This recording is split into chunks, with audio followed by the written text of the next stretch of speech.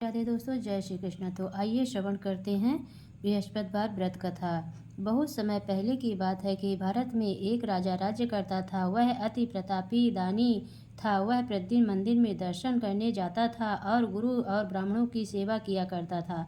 उसके दरवाजे से कोई भी निराश होकर नहीं लौटता तथा वह प्रत्येक गुरुवार को व्रत रखता एवं पूजन करता था। हर एक दिन गरीबों की सहायता करता था, परंतु ये सब बातें उसकी रानी को अच्छी नहीं लगती।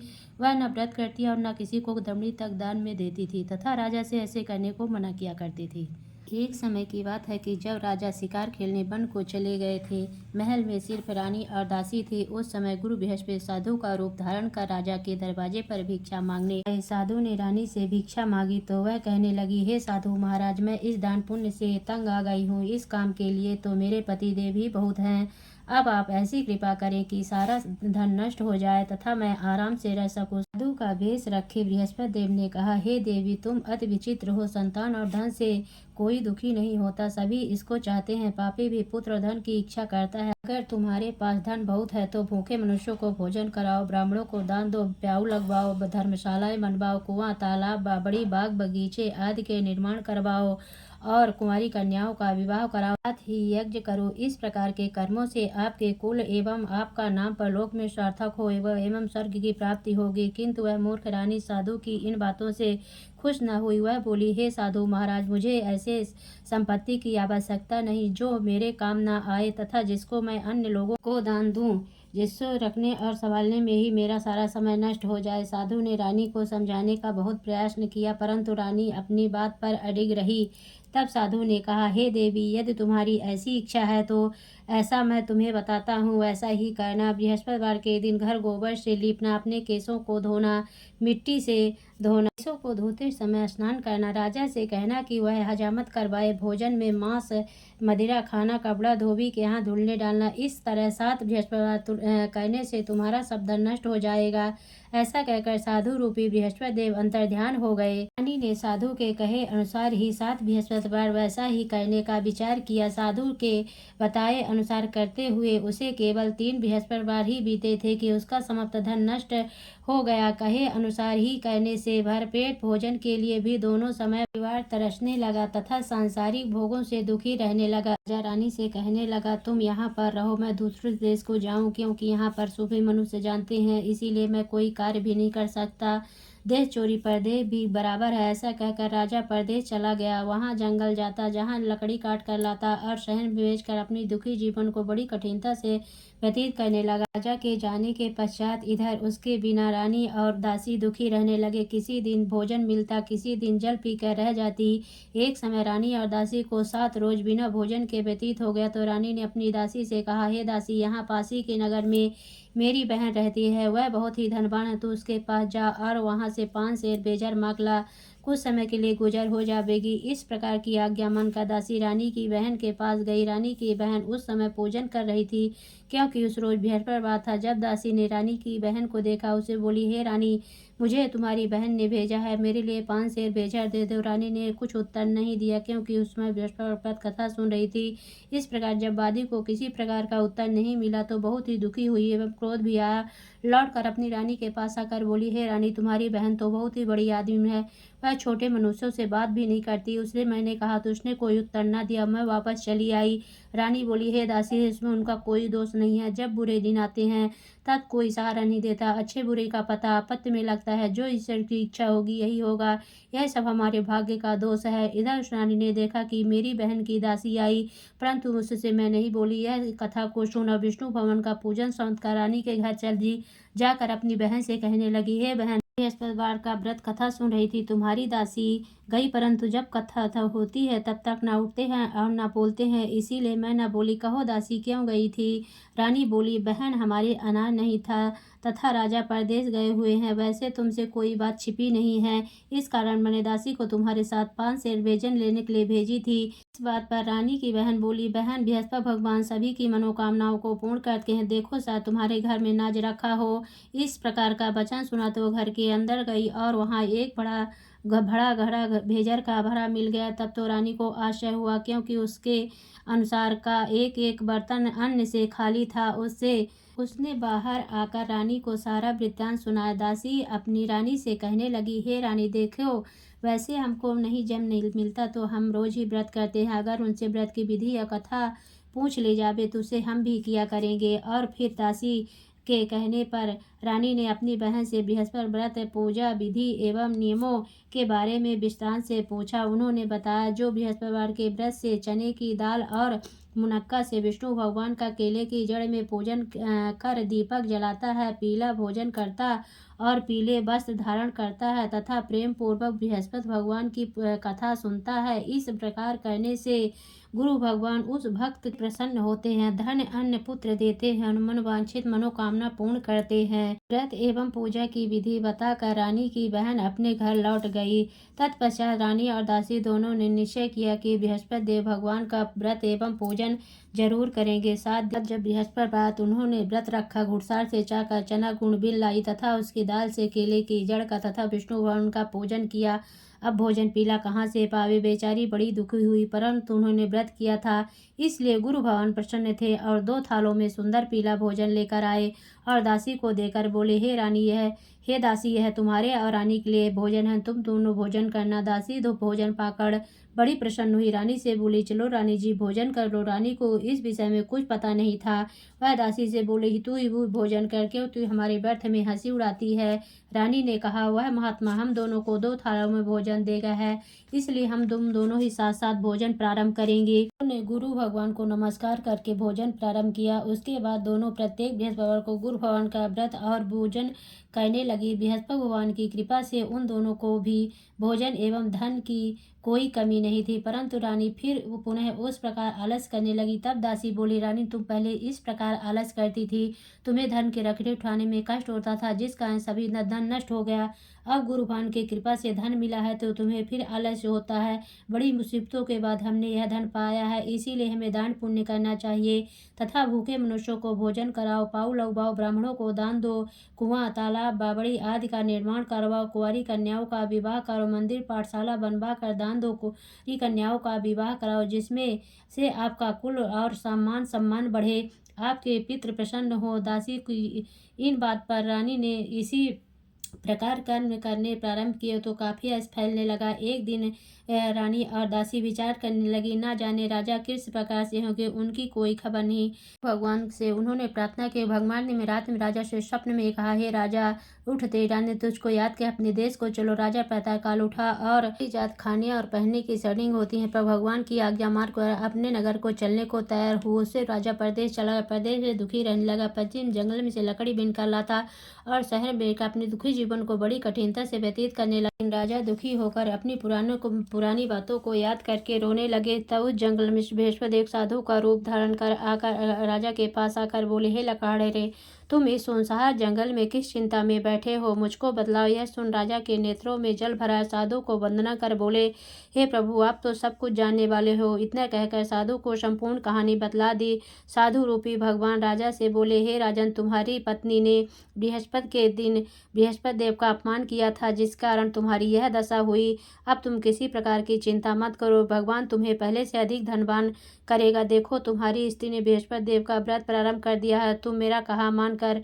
बृहस्पतिवार व्रत करके चने की दाल गुड़ जल के लोटे में डालकर केला का पूजन करो और फिर कथा सुनो, तुम्हारी सब कामनाएं पूर्ण होंगी। साधु के वचन सुनकर राजा बोला, हे प्रभु, मुझे लकड़ी बेचकर इतना पैसा नहीं मिलता जिसने भोजन करने के उपरांत कुछ बचा सकूं। मैंने रात में अपनी रानी को व्याकुल देखा है, मेरे पास कुछ नहीं है जिससे उसकी खबर तो मंगा सकूं, और फिर मैं कौन सी कहानी कहूँ, यह मुझको कुछ भी मालूम नहीं है। जीन काल में एक ब्राह्मण था, बहुत ही निर्धन था, उसके कोई संतान न थी। उसकी स्त्री बड़ी मलिनता के साथ रहती, वह स्नान न करती, किसी देवता का पूजन पाठ न करती, सर्वप्रथम भोजन करती, बाद में अन्य कार्य करती थी। इससे ब्राह्मण देवता बड़े दुखी थे, बेचारे बहुत कुछ कहते किंतु उसका कोई परिणाम न निकला।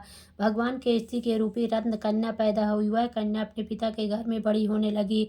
वह बालिका प्रातः स्नान करके विष्णु भगवान का जाप करने लगी। अपने पूजन पाठ को समाप्त करके स्कूल जाती तो मुट्ठी में जौ भर के ले जाती और पाठशाला के मार्ग में डालती जाती तो ये जौ स्वर्ण के हो जाते और लौटते समय उनको बीन कर घर को ले आती थी। एक दिन वह बालिका सोने के जौ को फटक कर साफ कर रही थी। उसके पिता ने देख लिया और कहा, हे बेटी, सोने के जौ को फटकने के लिए सोने का सूप होना चाहिए। दूसरे दिन गुरुवार था। इस कन्या ने व्रत रखा, बृहस्पति जी से प्रार्थना करके कहा, हे प्रभु, मैंने आपकी पूजा सच्चे मन से की हो तो मेरे लिए सोने का सूप दे दो। बृहस्पति देव ने इसकी प्रार्थना स्वीकार कर ली। रोजाना की तरह वह जल फैलाती जाने लगी। जल लौट कर जौ बीन रही थी। बृहस्पति देव की कृपा से उसे सोने का सूप मिला। उससे से वह जौ साफ करने लगी, परंतु उसकी माँ का वही ढंग रहा। एक दिन की बात है, कन्या सोने के सूप में जौ साफ कर रही थी। उस दिन उस शहर का राजपुत्र होकर निकला। इस कन्या के रूप और कार्य को देखकर मोहित हो गया तथा अपने घर आकर भोजन त्याग कर उदास हो लेट गया। राजा को जब इस विषय में पता लगा तो उसने अपने प्रधानमंत्री के पास उसके पास गए और बोले, हे बेटा, तुम्हें किस बात का कष्ट है? किसी ने अपमान किया अथवा कोई कारण हो सो कहो, मैं वही कार्य करूंगा जिससे तुम्हें प्रसन्नता हो। राजकुमार ने कहा, मुझे आपकी कृपा से किसी बात का दुख नहीं, किसी ने मेरा अपमान नहीं किया है, परंतु मैं उस लड़की के साथ विवाह करना चाहता हूँ जो सोने के सूप में जौ साफ कर रही थी। यह सुन राजा आश्चर्य पड़ गया। बोला, हे बेटा, इस तरह का कन्या का पता तुम ही लगाओ, मैं उसके साथ तेरा विवाह अवश्य करवा दूंगा। राजकुमार ने उस लड़की घर का पता बतलाया। तब मंत्री उस लड़की के घर गए और सभी हाल कहा तो ब्राह्मण देवता राजकुमार के साथ अपनी कन्या का विवाह करने के लिए तैयार हो गया तथा विधि विधान के अनुसार ब्राह्मण की कन्या का विवाह राजकुमार के साथ हो गया। कन्या के घर से जाते ही पहले की भांति उस ब्राह्मण देवता के घर में गरीबी का निवास हो गया। अब भोजन के लिए भी अन्न बड़ी मुश्किल से मिलता था। एक दिन ब्राह्मण देवता अपनी बेटी के पास गए। बेटी ने बहुत सा धन देकर अपने पिता को विदा किया। कुछ दिन सुखपूर्वक व्यतीत हुआ। कुछ दिन बाद फिर वही हाल हो गया। ब्राह्मण फिर अपनी कन्या के यहाँ गया। तब लड़की बोली, हे पिताजी, आप माताजी को यहाँ लिवा लाओ, जिससे मैं विधि बता दूंगी, जिससे गरीबी दूर हो जाए। तब ब्राह्मण देवता अपनी स्त्री को साथ लेकर पहुंचे तो पुत्री अपने माँ को समझाने लगी, हे माँ, प्रातः काल उठकर प्रथम स्नान आदि करके विष्णु भगवान का जाप का तो सब दरिद्रता दूर हो जाएगी। परंतु उसकी बात नहीं मानी और प्रातः काल उठते ही सर्वप्रथम भोजन किया। उसकी पुत्री को बहुत गुस्सा आया। एक रात कोठरी से सभी सामान निकाल दिया, प्रातः उसमें बंद कर दिया। प्रातः काल उसमें से निकाला, स्नान आदि करा के पाठ करवाया तो उसकी माँ की बुद्धि ठीक हो गई और फिर प्रत्येक बृहस्पतिवार को गुरु भवन का व्रत और विष्णु पूजन करने लगी। इस व्रत के प्रभाव से उसकी माँ भी बहुत ही धनवान तथा पुत्रवती हो गई। वृद्धावस्था में स्वर्ग को प्राप्त हुई। वह ब्राह्मण भी सुखपूर्वक इस लोक के सुख भोग कर स्वर्ग को प्राप्त है। इस कहानी कहकर साधु देवता वहां से अंतर ध्यान हो गए। 6 दिन बीत गए और बृहस्पतिवार का दिन आया। राजा जंगल में से लकड़ी काटकर किसी शहर में बेचने गया। उसे उस दिन और दिन से अधिक पैसा मिला। राजा ने चना गुड़ आदि लाकर गुरुवार का व्रत किया। उस दिन से सभी क्लेश दूर हुए, पर जब दोबारा गुरुवार का दिन आया तो व्रत करना भूल गया। उस दिन शहर के राजा ने विशाल यज्ञ का आयोजन किया तथा शहर में यह घोषणा करा दी कि कोई भी मनुष्य अपने यहाँ भोजन न बनावे, समस्त पब्लिक मेरे यहाँ भोजन करने आवे। इस आज्ञा को जो न मानेगा उसके लिए फांसी की सजा दी जाएगी। सब लोग भोजन करने गए, लेकिन लकड़हार कुछ देर से पहुंचा, इसलिए राजा उसको साथ अपने घर पर लिवा ले गए। ले जाकर भोजन करा रहे थे। रानी की दृष्टि उस खूंटी पर पड़ी जिस पर उसका हार लटका हुआ था। वह पर दिखाई न दिए। रानी ने निश्चय किया कि मेरा हार इसी मनुष्य ने चुरा लिया है। उसी समय पुलिस को बुलाकर उसको जेल खाने में डलवा दिया। जब राजा जेल खाने में पड़ गया, बहुत ही दुखी होकर विचार करने लगा, जन्म के कर्म से मुझे यह दुख प्राप्त हुआ है। जेल में बंद लकड़हारा भगवान बृहस्पति को याद करने लगा। तत्काल बृहस्पति साधु के रूप में प्रकट हो गए। उसकी दशा को देखकर कहने लगे, अरे मूर्ख, तूने बृहस्पति देव की कथा नहीं करी, इसीलिए तेरे लिए दुख प्राप्त हुआ। तो किसी बात की चिंता मत कर। बृहस्पतिवार के दिन जेल खाने के दरवाजे पर 4 पैसे पड़े मिलेंगे, उनसे तू बृहस्पति देव की पूजा करना, तेरे सभी कष्ट दूर हो जाएंगे। बृहस्पतिवार के रोज उसे 4 पैसे मिले। राजा ने कथा कही। उसी रात को बृहस्पति देव ने स्वप्न में कहा, हे राजा, तुमने जिस आदमी को जेल खाने में बंद कर दिया है, राजा उसको छेड़ देना। रानी का हार उसी खूंटी पर लटका हुआ, अगर तू ऐसे नहीं करेगा तो मैं तेरे राज्य को नष्ट कर दूंगा। इस तरह रात्रि को स्वप्न को देखकर राजा प्रातः काल उठा और खूंटी पर हार देकर लकड़हारे को बुलाकर क्षमा मांगी तथा राजा को योग्य सुंदर वस्त्र आभूषण देकर विदा किया। राजा अपने नगर को चल दिया। राजा जब नगर के निकट पहुंचा तो उसे बड़ा ही आश्चर्य हुआ। नगर में पहले से अधिक बाग, तालाब तथा बहुत से धर्मशालाएं, मंदिर आदि बन गए हैं। राजा ने पूछा कि यह सब किसका है? तब नगर के सब लोग कहने लगे, रानी और बादी के हैं। तो राजा को आश्चर्य हुआ, गुस्सा भी आया। तब राजा ने अपनी तलवार निकाली और पूछने लगे कि अब बतलाओ कि यह धन तुम्हें कैसे प्राप्त हुआ है। तब उन्होंने कहा कि हमें सब धन यह बृहस्पति देव के इस व्रत के प्रभाव से प्राप्त हुआ है। तब राजा ने निश्चय किया कि 7 रोज बाद तो सभी बृहस्पति देव का पूजन करते हैं, परंतु मैं रोजाना दिन में 3 बार कहानी कहा करूंगा तथा रोज व्रत किया करूंगा। हर समय राजा के दुपट्टे में चने की दाल बधी रहती तथा दिन में 3 बार कहानी कहता। एक रोज राजा ने विचार किया, चलो अपनी बहन के यहाँ हो आवे। राजा घोड़े पर सवार हो अपनी बहन के यहाँ चलने लगा। मार्ग में उसने देखा कि कुछ आदमी एक मुर्दे को लिए जा रहे हैं। राजा ने कहा, अरे भैया, तुम मेरी बृहस्पति की कथा सुन ले। वे बोलो, लो हमारा तो आदमी मर गया है, इसको अपनी कथा ही पड़ी है। परंतु कुछ आदमी बोले, अच्छा कहो, हम तुम्हारी कथा भी सुनेंगे। जब कथा आधी हुई थी कि मुर्दा हिलने लग गया। जब कथा समाप्त हो गई, वो मनुष्य राम राम करके खड़ा हो गया। आगे किसान खेत में हल चलाता मिला। राजा ने कहा, अरे भैया, तुम मेरी बृहस्पति की कथा सुन लो। वे बोला, जब तक मैं तेरी कथा सुनूंगा तब तक एक बार हरया जोत लूंगा। अपनी कथा किसी और को सुनाना। राजा के हटते ही बैल पछाड़ कर खाकर गिर गए तथा उसके पेट में जोर जोर से दर्द होने लगा। उसी समय उसकी माँ रोटी लेकर आई। उसने बेटे से सवाल पूछा। बेटे ने सवाल कह दिया तो बुढ़िया दौड़ती दौड़ती उस घुड़सवार के पास गई। बोली, मैं तेरी कथा सुनूंगी, तू अपनी कथा मेरे खेत पर चलकर कहना। राजा ने बुढ़िया के खेत पर जाकर कथा कही, जिसको सुनते ही के बैल खड़े हुए तथा किसान के पेट का दर्द बंद हो गया। राजा अपनी बहन के घर पहुंच गया। बहन ने भाई की खूब मेहमानी की। दूसरे रोज जागा तो देखने लगा सब भोजन कर रहे हैं। राजा ने कहा, बहन, ऐसा कोई मनुष्य है जिसने भोजन न किया हो, मेरी बृहस्पति की कथा सुन ले। बहन बोली, हे भैया, यह लोग ऐसे हैं, पहले लोग यहाँ भोजन करते हैं, बाद में अन्य कार्य करते हैं। अगर कोई पड़ोस में हो तो देखा हूँ। ऐसा करके देखने चली गई, परंतु उसे ऐसा कोई व्यक्ति नहीं मिला जिसने भोजन न किया हो। अतः एक कुम्हार के घर गई जिसका लड़का बीमार था। उसे मालूम हुआ कि इनके यहाँ 3 रोज से किसी ने भोजन नहीं किया। रानी ने अपनी भाई की कथा सुनने के लिए कुम्हार से कहा। कुम्हार तैयार हो गया। राजा ने कुम्हार के घर जाकर कथा कही, जिसको सुनते हुए उसका लड़का ठीक हो गया। अब तो राजा की प्रशंसा होने लगी। एक दिन राजा ने कहा, बहन, हम अपने घर जाएंगे, तुम भी तैयार हो जाओ। राजा की बहन सास बोली, चली जा, परंतु अपने लड़कों को मत ले जाना, क्योंकि तेरी भाई की औलाद नहीं होती है। बहन बोली, हे भैया, मैं चलूंगी, कोई बालक नहीं जाएगा। राजा बोला, जब कोई बालक नहीं जाएगा तब तुम ही जाकर क्या करोगी। बड़े दुखी मन से राजा अपने नगर को लौट आया। राजा ने कहा कि हम निर्वंशी राजा, हमारा मुख देखने का धर्म नहीं, कुछ भोजन दान नहीं किया। रानी ने कहा, प्रभु बृहस्पति देव ने हमें सब कुछ दिया, हमें औलाद अवश्य देंगे। उसी रात को बृहस्पति देव ने स्वप्न में कहा, हे राजा, उठ, सोच को त्यागती रानी गर्भ से 9वें महीने में गर्भ से एक सुंदर पुत्र पैदा हुआ। तब राजा बोला, स्त्री बिना भोजन के रह सकती है, बिना कहे नहीं रह सकती। जब मेरी बहन आवे उसे कुछ कहना मत। रानी ने सुनकर हाँ कर दिया। जब राजा की बहन ने यह शुभ समाचार सुना, बहुत ही खुशी हुई तथा बधाई लेकर भाई की यहाँ आई। तभी रानी ने कहा, घोड़ा चढ़कर तो नहीं आई, गधा चढ़ी आई। राजा की बहन बोली, भाभी, मैं इस प्रकार न कहती, तुम्हें औलाद कैसे मिलती। बृहस्पति देव ऐसे हैं, जैसे जिसके मन में कामनाएं हैं सभी को पूर्ण करते हैं। जो सद्भावना पूर्वक बृहस्पति देव का व्रत करता है एवं कथा पढ़ता, सुनता, दूसरों को सुनाता, उनकी सभी इच्छाएं बृहस्पति देव पूर्ण करते हैं। इसलिए सब कथा सुनने के बाद प्रसाद लेकर जाना चाहिए। हृदय से उनका ध्यान करते हुए बोलो लक्ष्मी नारायण की जय, बोलो विष्णु भगवान की जय। ओम जय बृहस्पति देवा, स्वामी जय बृहस्पति देवा। छीनी छीनी भोग लगाऊं, कदली फल मेवा। ओम जय बृहस्पति देवा, तुम्हें पूर्ण परमात्मा, तुम्हें अंतर्यामी, स्वामी तुम्हें अंतर्यामी। जगत पिता जगदीश्वर, तुम सबके स्वामी। ओम जय बृहस्पति देवा। चरणामृत निज निर्मल, सब पातक हरिता, स्वामी सब पातक हरिता। सकल मनोरथ दायक, कृपा करो भरता। ओम जय बृहस्पति देवा। तन मन धन अर्पण कर, जो जन शरण पड़े, प्रभु जो जन शरण पड़े। प्रभु प्रगट तब हो करे, आकर द्वार खड़े। ओम जय बृहस्पति देवा। दीन दयाल दयानिधि, भक्तन हितकारी, पापे दोष सब हरिता भव बंधन हारी। ओम जय बृहस्पति देवा सकल मनोरथ दायक सब संशय तारो।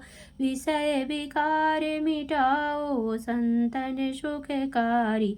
ओम जय बृहस्पति देवा जो कोई आरती तेरी प्रेम सहित गावे। स्वामी प्रेम सहित गावे।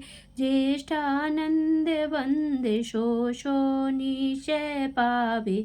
ओम जय बृहस्पति देवा। बोलो विष्णु भगवान की जय।